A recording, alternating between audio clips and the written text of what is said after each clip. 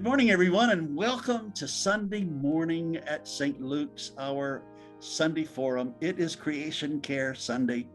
We have the most magnificent person in the world to speak to us, an internationally acclaimed expert, someone whose heart has been about creation care all of her life and whose mind matches all that passion. Maggie Fox, we are thrilled she is with us. Welcome, my newest best friend, Maggie. And I'm so happy to be here, Ed. It is my joy to join Good. the conversation today. Let me tell our friends a little bit about who you are. She is an environmental lawyer, advocate, educator. She is the founder of Maggie Fox Strategies, founder of the Global Biodiversity Narrative Project, past president and CEO of the Climate Reality Project and the Climate Action Fund. I could go on and on. I don't want to leave out the fact that the Women's Council on Energy and the Environment named her 2010 Woman of the Year. She has new things to share with us. This is about education and transformation. We want to convert everybody. We want Creation Care not to be a one Sunday a year event. The stakes are too high for that. We couldn't have a better evangelist and educator than Maggie Fox. Maggie, I'm just thrilled you're here. And I am thrilled to be here. I've been talking to my dear friend Sharon Young, and if I didn't live so far away, I'd be in church with you. But there be it's a pleasure and a joy to meet you and everyone that's listening. Thank you. So everybody's got a story, and narrative is going to be a word we repeat an awful lot. But would you tell us a little bit about the narrative of how you got to be doing what you're doing now? Well, I've been at my career for a while, as you have. I've tried to retire, didn't work. And well, because there's just too much to do. Right. And it makes me happy. Yep. And I feel compelled. My entire life has been about being outside. As a child, I wouldn't have described myself that way, but I was the one they had to haul inside for breakfast.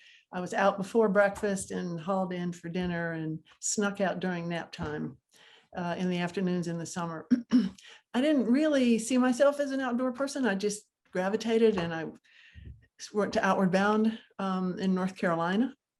And it was almost like a door opening. And then I lived a lot of my 20s and 30s as a professional mountaineer and an outdoor educator. And it was a very happy and rich time.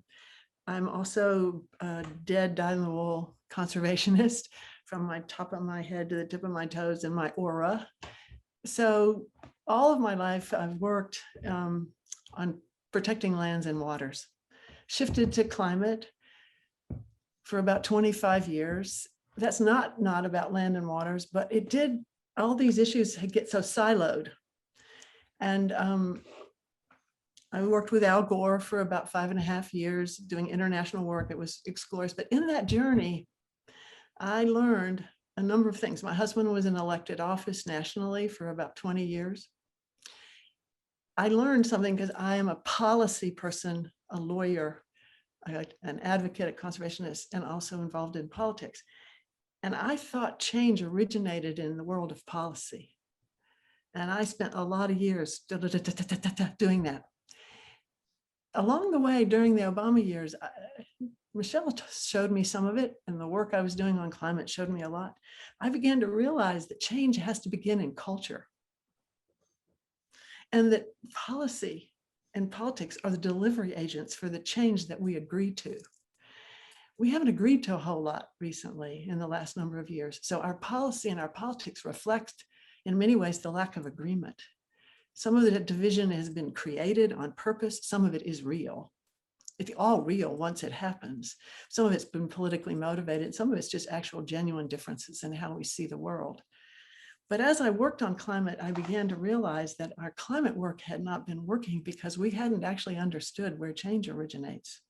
And we had stayed in the language of policy and in the language of politics, occasionally drifting out into other arenas, but only as a sidebar rather than as an intention, as a full-on shift. So after I left the Climate Reality Project, I began to look around, and I realized that biodiversity and soils are it's all tied together. It's all of a piece, which I had always known, but I realized that we weren't reaching out to people to see the world in that interconnected way. And then I began to realize that underpinning all of our solutions is a failed story of human dominion over nature and each other. And people have said that over the years, many, many years, but it hasn't ever reached any level of significance because it's our cultural story. And yes, there are many parts of the world, there are indigenous communities, the Tao of Japan and parts of the Quran and Buddhist. It's not that every single one of us live inside this notion of dominion, but the Western culture of dominion over nature and other human beings dominates the world. And we're living inside that story. I was helping some of the international organizations like Nature Needs Half E.O. Wilson's and Half Earth, and they about their communications. And I said, talking in numbers is about rational conversation. And this is the most emotional, the most spiritual thing in our lives is our relationship to each other and to this planet. And that story has died, and we are living with the consequences of that failed story. And it's all coming to a very serious moment when we conceive of those solutions. If we don't shift that story, then the solutions sit in the old paradigm that got us to where we are today. So we are a little bit like in irons, not only in terms of our ability to reach people, but also an ability to conceive and imagine a new world, a whole new way of being on this planet, not just being alive, but being alive in a whole different way. And so when I couldn't find it, I decided to start it. That's probably why you came to St. Luke's. You just had some things you had to do. And I'm sure that everyone that's listening has some things they just have to do. And I'd love for you to think about this as one of those things, because it truly begins with a personal shift. Right. You know, Toni Morrison said the way she knew what book to write was when she couldn't find the book she wanted to read. And Yes. she knew that meant that she had to write that book.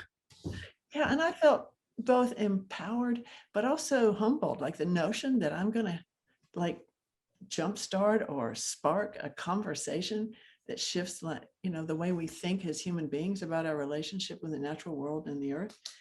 And then I thought, well, you can't find anybody else that wants to do it unless you start. Indeed, indeed, indeed. So let's stop, because you are saying things that are breathtaking. Okay. So I'm going to stop you for a second. Yeah. We're going to breathe, because you have talked about one of the central issues has to do with how change gets made. Yeah. So let's just reemphasize that. Let's put some yellow emphasis crayon over that right now. Yes. Change does not happen through policy. Change happens through culture. All right. And let's just originates in culture. Culture hums at a different frequency. I love it. It's the music, the art, the conversation, the framing, because you have a story, Ed, and everyone listening has a story. I have a story, my story. Then I have my family, my tribal story. Right. But we live in a story of humanity. Right. And we are making decisions, Maggie decisions, Ed decisions, family decisions, tribal decisions, but we're also making them all inside a storyline that's actually just broken. Yes. And so we have to not just recognize we need a story, we have to move in the shifting into culture with purpose. Got it. So let's just breathe that in, everybody. Breathe that deeply in. That is so crucial to our conversation. It's crucial to our solution. Yes. And let's also revisit Maggie's point that our brokenness has to do with the fact that the story is about dominion. Yes. We are not created to have dominion over one another and over creation. No. That is a lie. It is a lie. It's a sad, sad lie. It's a very sad lie. It's Now, so wrong. So it's not rich. right. It's It's not long. rich. It's And as a priest, I have to put in here as parenthesis, the church has been guilty of promoting that story of dominion and domination. It Yes. is the wrong translation of Genesis. Yes. It is much more about caring for, and it Yes. is much more about, well, Maggie, let me ask you. So what is the word that you usually insert instead of dominion in the needed narrative? Well, I have two things. We're neither superior, Right, right. separate. We are equal and connected. Uh, oh, We're none of us superior, nor are we separate from any other piece of life on this planet. From the absolutely. tiniest deep down in the soil microbe to the stardust. What is that wonderful old Joni Mitchell song? You know, we are just stardust. Indeed, We indeed, are random sparks of Indeed. stardust, which we Yes. really are. indeed, indeed, indeed, indeed. We really Absolutely. are. I mean, I much prefer to think of myself as stardust than as blood, bone, and sinew. I mean, I like the stardust a lot better. Our beloved bishop here says, we need to stop three stories. The focus on ourself, Yes. playing it small, Yes. separateness, Yes. and superiority. Yes. You know, if we can get out of those stories, which is, I think, so resonant with what you're saying, Yes. Absolutely. we can heal and go forward and also be the way we're supposed to be.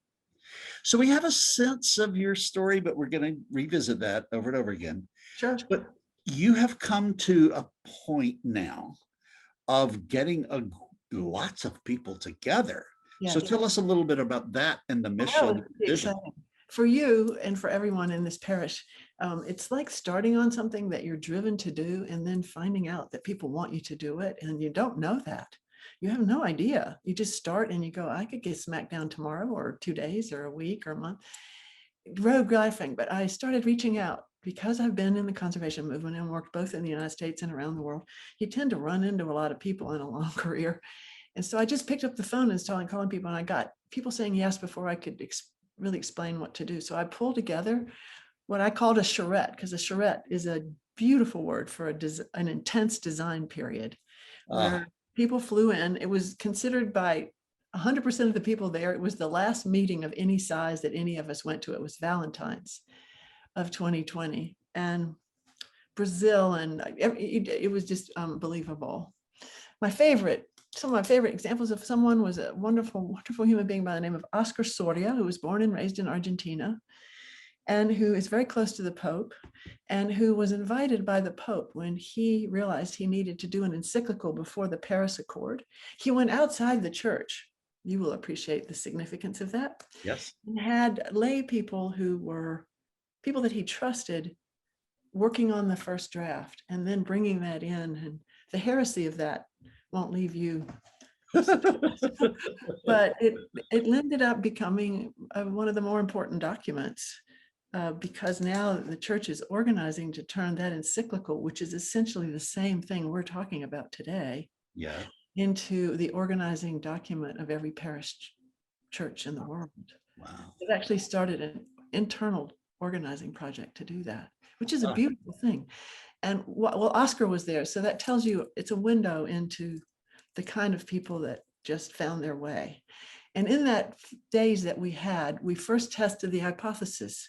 Do we really need a new story? Are we off base? No, we came because we felt for 25 years we've never had the conversation we needed to have. Two, we agreed that what it would take is transformation. It's a transformational moment to realize that we are not separate, that we are not superior, and that focus on self, as your bishop says, leads you to the sense of superiority and separateness. So feeling connection, the real connection to all life, is the antidote to that sort of overemphasis on self. And we spoke a lot about transformation because there's a remembering piece, because every single human being on this planet comes from stardust, comes from the earth. So on some level, no matter how far away we get, we can remember. Some people, it's maybe farther than others, but remembering is a piece. Connecting to people is a piece. But after 3 days together, we realized that transformation was sort of the overarching reality needed. And you can invite people to transformation, but it cannot be urged, and nor can it be commanded. Right. So the work is actually to start the storytelling and to use story as the vehicle for sharing transformational moments and transformational shifts. And so the work has been, over the last year, has been reaching further afield in the world, so we have the diversity of voices from all over the globe. I've been urged many times to think about just doing this in the United States or North America or Europe, and I go, because the universality of this is the core ingredient. And if we have to translate it into 8 languages, so be it. Maybe 12, maybe 3, who can say? But because we are seeking the articulation of something that we are all feeling, but has not been named. I'd say one of my favorite examples of that just in the last year is Black Lives Matter. It emerged out of suffering, pain, loss, fear, anger over many years until 3 women in 3 words named 400 years of history. Yes. And pivoted us into a whole different conversation, not just in this country, but all over the world. Right. So we gathered together and have spent this last years seeking out the creative concepts that could be tested and put out in the marketplace to see what happens. Because ultimately this new story has to be an invitation, and it has to be co-created. You'll appreciate this, and I think everyone will. When I started, I thought it was our job to know what those words were, that framing. And boy, did that, one day when it washed, I was like, boy, where'd you get that? How could you possibly think that no matter how big the circle was, that you could find those? All you can do is find the triggering phrases, Right. the many different, the poem, the song, the story, endless stories told over again, triggering new and more, all of which starts a viral process that ends up creating something that I have no idea what it will actually look like. Right. Just trust the mystery. Yes. Trust the unknown. Indeed. Indeed. Trust that when you're after truth, that the mystery and the unknown quality of it is part of its siren call. Indeed. Because the creation is looking for instruments. Exactly. Beautiful. Yes. Looking for us to say yes. Yes. We will be an instrument of Yes. the energy of the entire creation that actually has the creation Yes. interwoven, interconnected, and interdependent, right? Yes. Yes. Beautiful. Yes. See, you just did it. Inspired by you, which is another point. And that's what you're talking about. You had this charrette where you Yes. brought people together, and the energy of the charrette begins Yes. to have its own life, right? Well, it hasn't dissipated. So here are these people that are so busy all over the world. I mean, many of these people are at the highest levels of the policy conversations that are taking place. And their first job is to take biodiversity, which the extinction crisis is moving more rapidly and with greater negative effect than anything in the climate space. But we siloed it and we aren't really paying attention. And many of the solutions for holding on to life through protecting lands and waters and creating corridors for wildlife and plants and other forms of life to travel, rather than paving all of it and building all of it, understanding that much of the earth has to stay natural in order for life to flourish, including our own lives. Right. because we are more at risk than plants and animals, actually. They will continue in some modified form. I'm not so sure about us. We need a pretty much a rarefied set of circumstances, temperatures and light, and well, you know what it means, and storms that don't knock us over every day, and Right. and a sea that doesn't rise up so high that a lot of land is gone.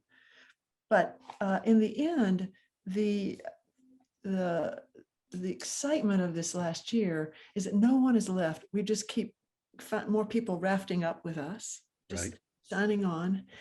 And we are finding that the story of naming that longing and that loss of being reconnected to each other and to the natural world, even those people who are pretty boxed in to thinking there's one way to do things, there is a way to speak that allows them to pause. Yes. And just to pause, because it isn't going to always happen in the first instance. Yeah. This is going to be work. Yeah. We have centuries of conversation to shift. Yeah. There's two things working in our favor. It's true, and we know the truth, and the truth of it calls out. And the other is we've run out. The other story is dead. And we came here because of that dead story. So there's even if you deny it or on the surface, we know it inside. And so the invitations have to be gentle and generous in some cases and demanding in others, depending on where each of us is. Yeah. And the stories that come up, collecting and redistributing and spreading those stories endlessly through influential voices and then just amongst each other. I mean, someone said, when will you know you've had success? I said, when I know people are talking about it at the dinner table. Right. That's when it will have penetrated in a way that the co-creation process will take care of itself from that moment forward. I'm hungry to ask you this question.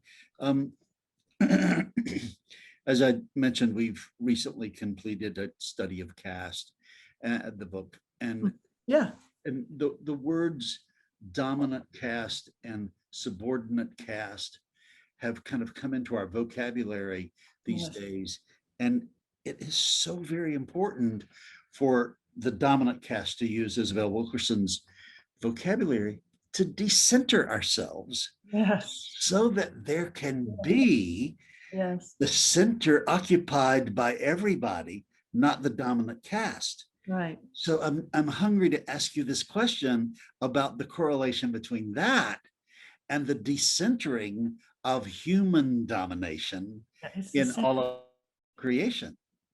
Well, it's all the same. You know, we've fallen in love or been urged into a view that dominance is now the only expression of strength and power. Right. And so when people who are trying to do media around biodiversity, for example, would say to me, Maggie, you know, we're going to have films of whales and bonobo gorillas and Siberian tigers, all of which are magnificent. I said, well, that's really wonderful, but the web of life is best exemplified by krill. And the lowly earthworm who travels in any given day somewhere between 15 and 17 miles, just burrowing and moving through the dirt and wiggling down and eating and this is like this. I mean, we need big visuals about what holds life together on this planet. We need to actually substitute this focus to these spectacular, large, magnificent species like elephants to worms and microbes and fungi, right? Fungi. Falling in love with fungi is so easy.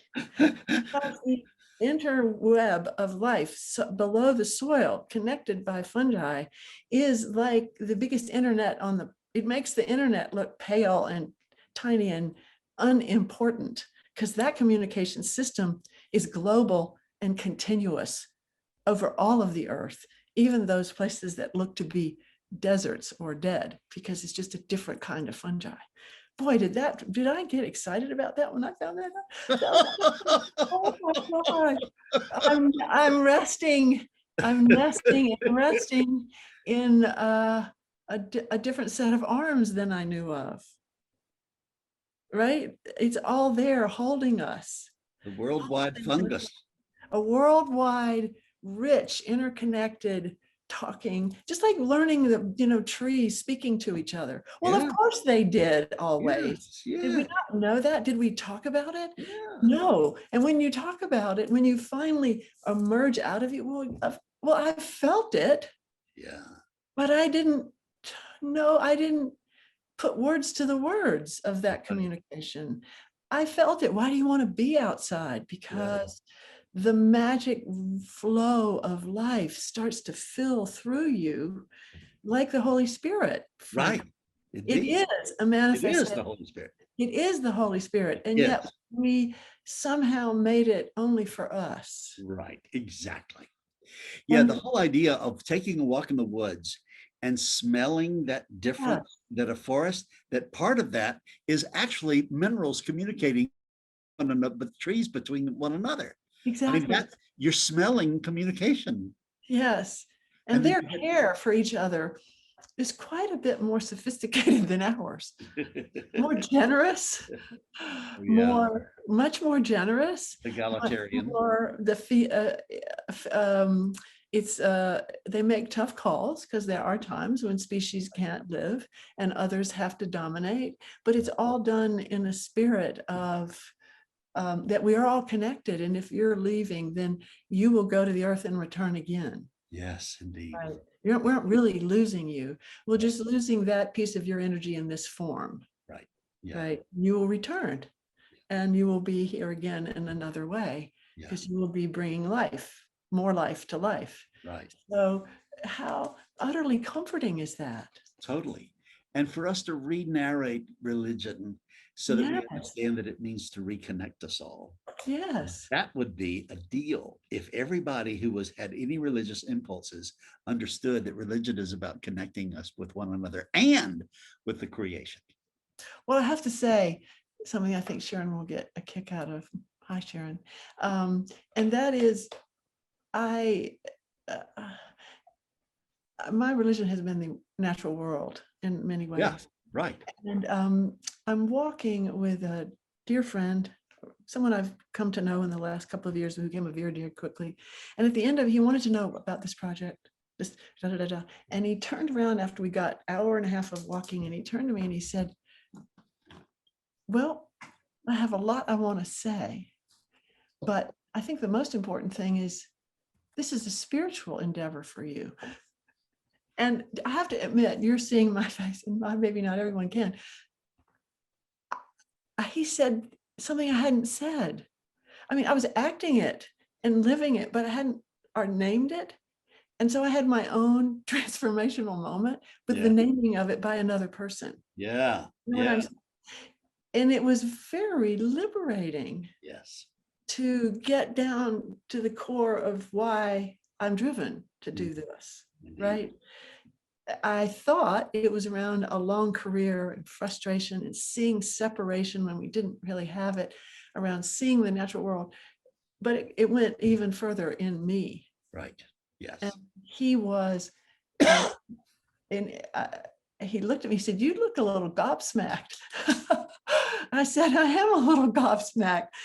Partly out of the realization, but also because why didn't I figure it out myself? Well, it takes two to see one. I mean, here's the interconnectivity again.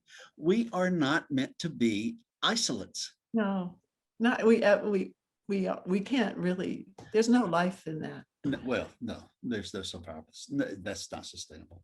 Yeah. How much fun? Okay, now I've got to get to my big questions. Yeah. Okay. All right. So this is what I pose to every national leader with whom I have a conversation. There are two questions, and I really want you to get into, tell us everything you know about this whole field. But where are we now? And then where do we go from here? And you can take them together, take the first one, and then we'll talk about the second one. But tell us where we are, Maggie, having to do with the climate, having to do with the care of the entire creation. Where are we now? Well, we're on a precipice. We actually are. We are truly at a tipping point. I know those terms are used. And because the journey to where we are today has taken in terms of climate, 45 or 50 years and even longer. It's just our intellectual awareness of it is about 45 years old. Biodiversity, our intellectual awareness of it is just beginning.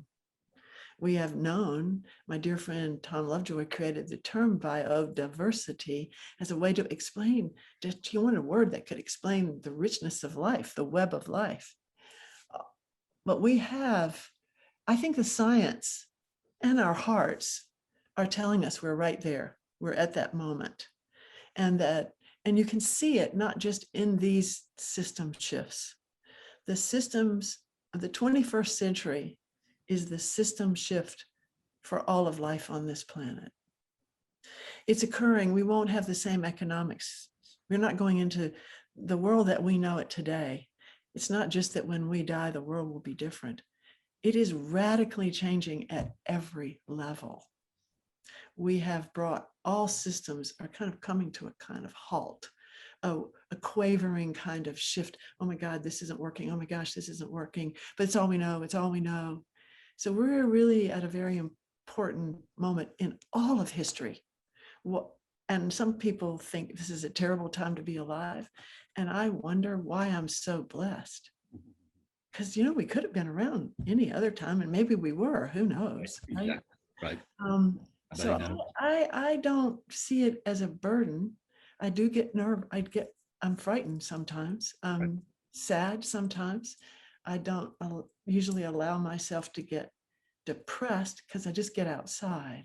Yeah. And then it all starts to make sense in our place. I find my place again. I find my compass. But we are at that place all over the world and in every single way. We aren't going to move the change we need without changing an economic system. Our governance systems are having to change. The way we literally care for human beings and the most fundamental notions, currency. And the reason I think the shift in the conversation is such a bedrock piece of that is that when you conceive of solutions in any arena, if you're living under the broken story, then your solutions are shaped in a very narrow way instead of expansive and open, and that all of life has lessons to teach us. The notion of biomimicry, that appeared probably 20 years ago, but biomimicry is a proof point that everything we build, breathe, and do has some form of successful version of it in the natural world if we'll just pay attention. That all the challenges that face us, it's like knowing that solutions are inside you. Well, all the challenges that faces are here. They're right here. And so we just have to actually see this living planet that we're on as a source of endless creativity and problem solving. Right. So where do we go? But before you go there, let me ask. Sure. So do you have a sense, Maggie, of where we are in terms of waking up to the lack of sustainability of the broken story? What's your assessment about where we are as a people, about understanding that the story is broken and that we've got to go to the interbeing story rather than the separate story? I think we are split pretty sharply right now. I think those of us who have emotionally moved into the connected story, are lots of broken pieces in us. So we're not better. Right. We just somehow found our way there a little more quickly. Yeah.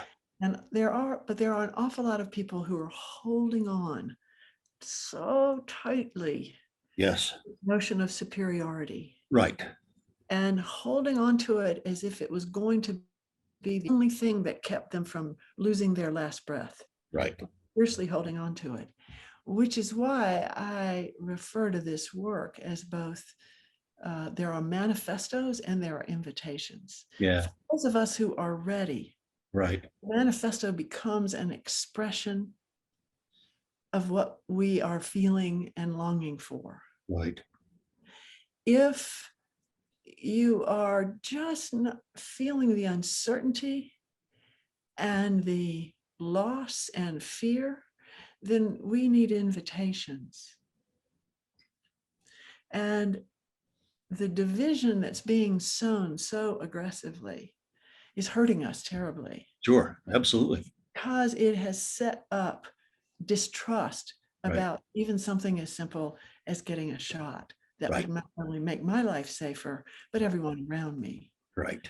And the innocent person that I might cross somewhere in some part of my life.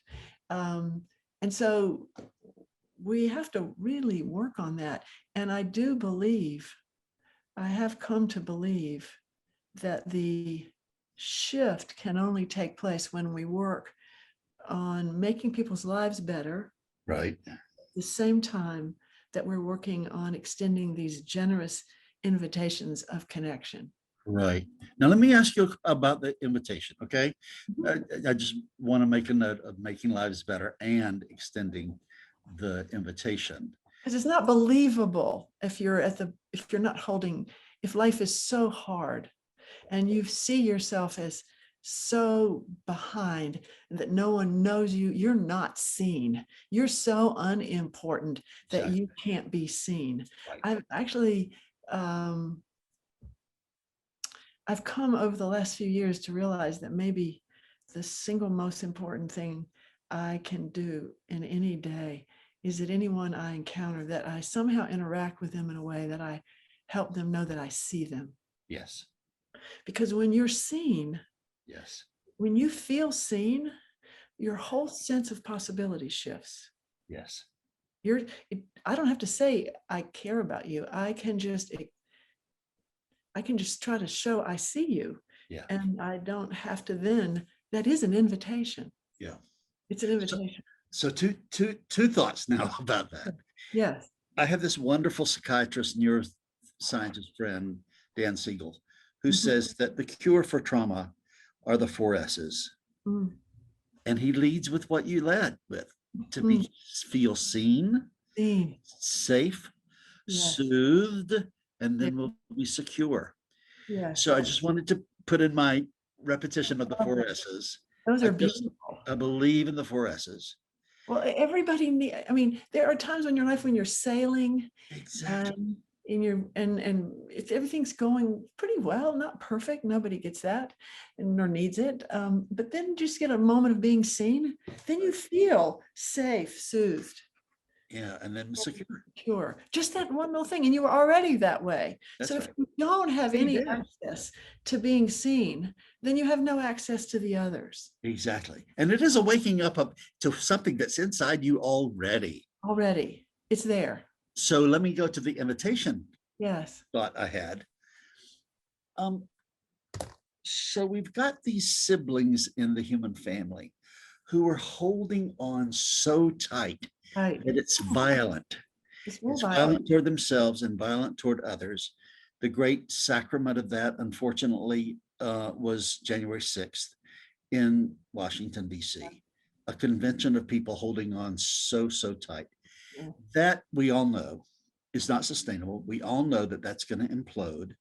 The invitation, I just wanted to ask you, doesn't it also include us to be in some posture, not of shaking our bony finger and saying, I told you so, but to somehow catch those folks and say, now that all of that has imploded, you have a chance to be in touch with the sacred stuff that is inside you, that is actually connected to absolutely everything that exists.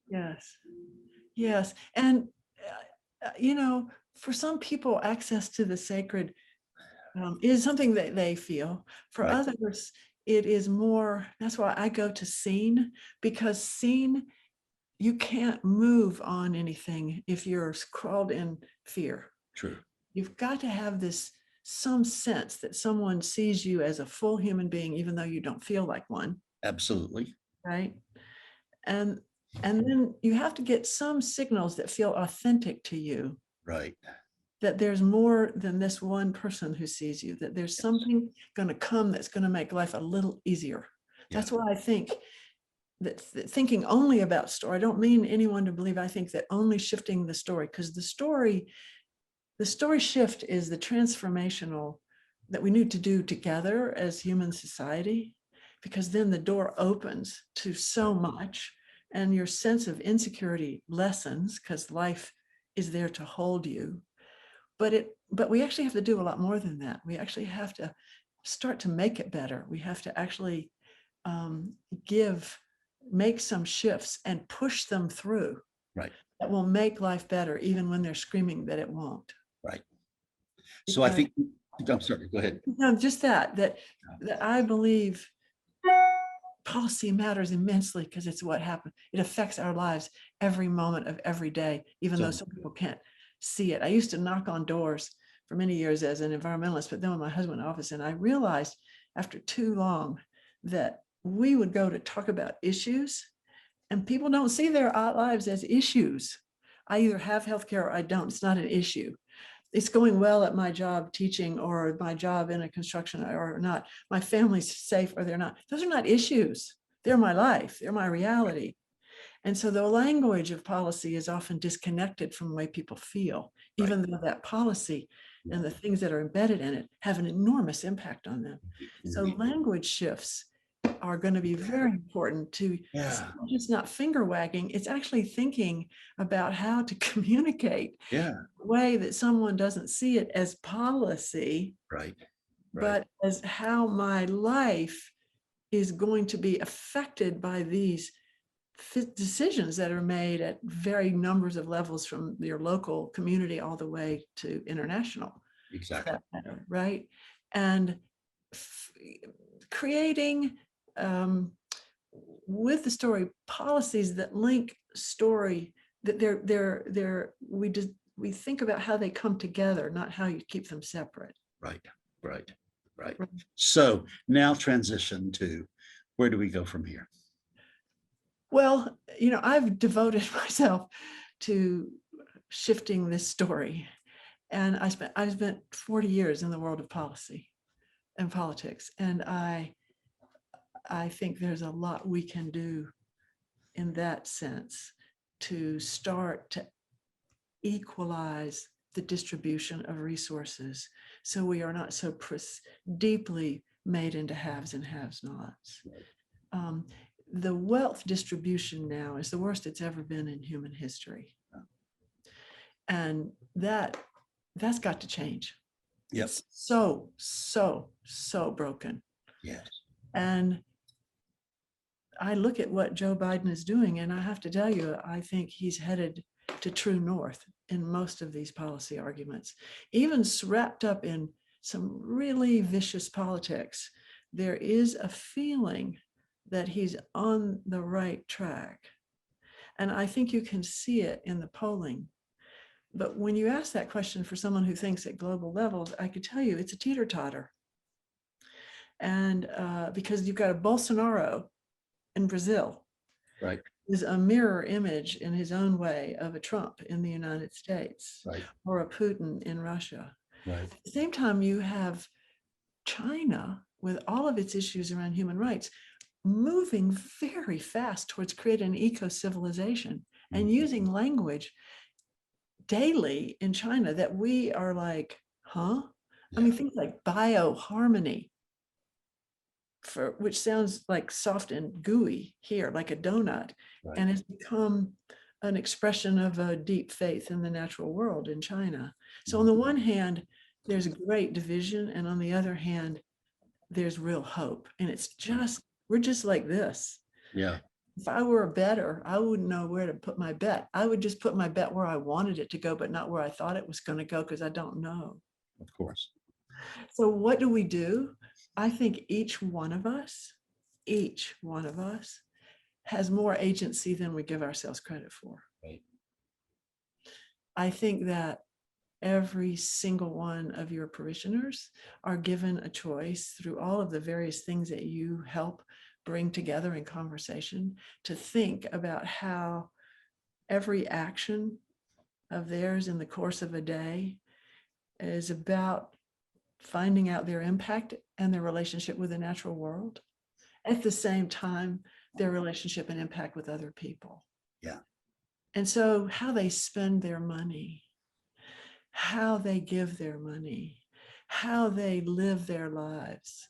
Someone says, and I was one, that the idea of a carbon footprint was really wrong-headed because it left us feeling that if I don't make my life perfect, then we haven't got a chance, when in fact the systems around me make it impossible for me to have a perfect life in that regard. Right. So I think I don't want to go back to that failed understanding that my individual actions are somehow going to substitute for government change. Right.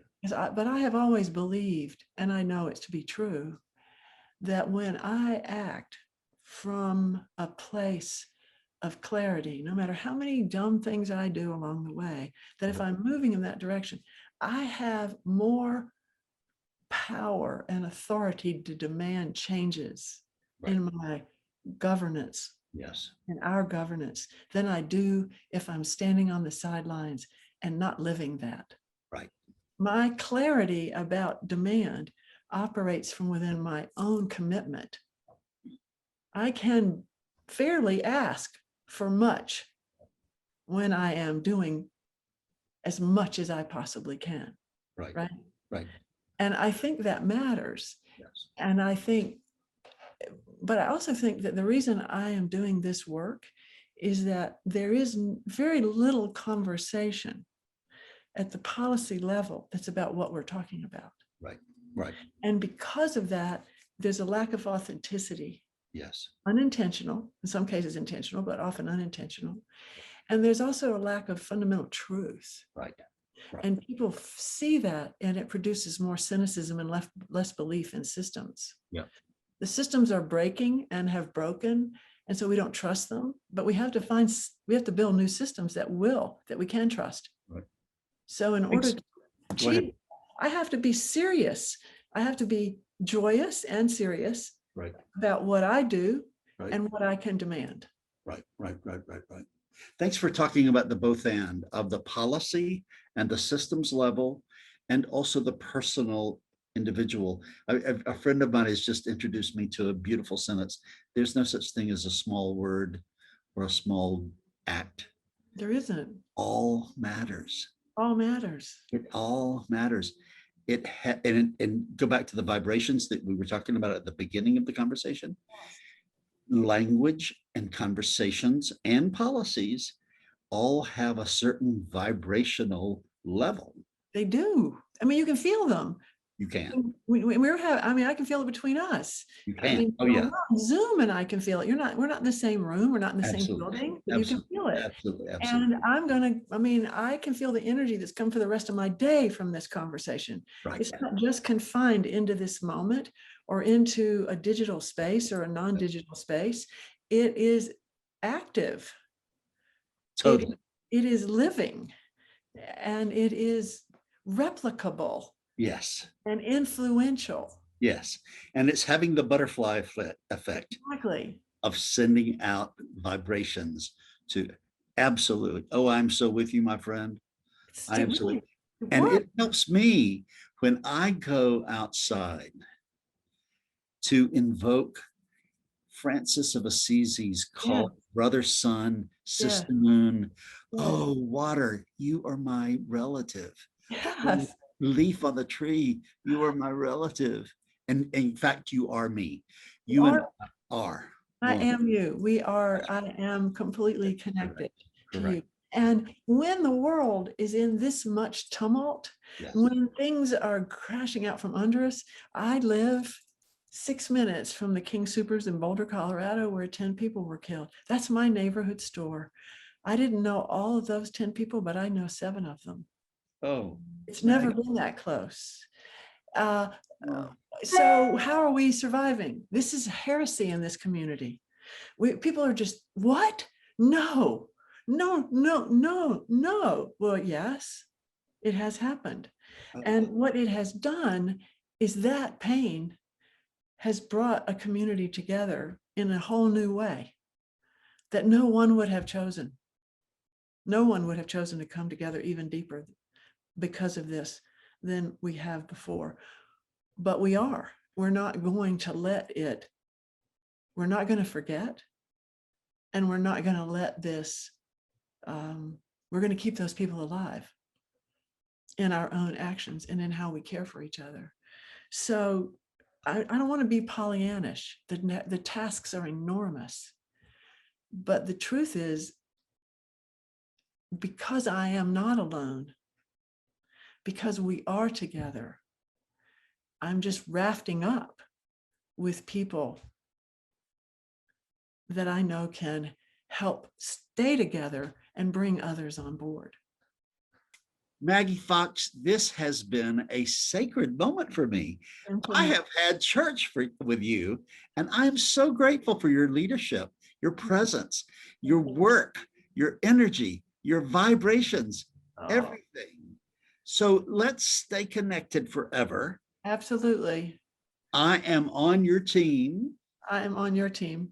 All right, my friend. I'm on your team. You have to hear back from me that I feel all of the same things. Your vibration, your open heart, your curiosity, your willingness to explore and share. And that's what's going to get us through this. Yes, indeed. That's what's going to get us through this. And holding on. And that is what's true. That is what's true. You go down rivers and you get to tough times and you're in one boat and your friends are in another. What do? You raft up. Absolutely. Absolutely. You have to raft up. We're rafted up. We are rafted up, my friend. Rafted up. Bless you. Bless you. Thank you. And thank all of you for watching. We're so glad you were with us. We'll keep this going and we'll stay in touch with our newest best friend, Maggie Fox.